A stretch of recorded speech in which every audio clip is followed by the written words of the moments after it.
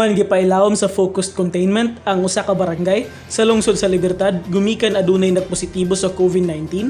Ang Kapitolyo Provincial subay sa kinatibuk-ang mandato ni Gobernador Bambi Imano naghatag og suporta alang sa mga apektadong residente.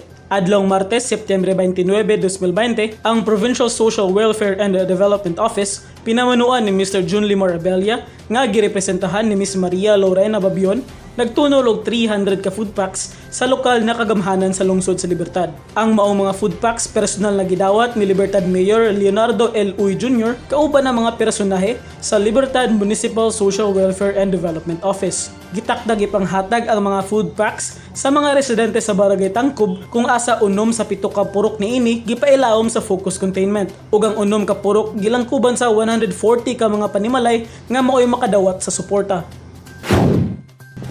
Dungan sa pagtunol, nagpadayag sa iyang dakong pasalamat si Mayor Oy ngadto kang Gobernador Bambi Imano tungod sa iyang gipadala na tabang alang sa mga apektadong residente sa Libertad.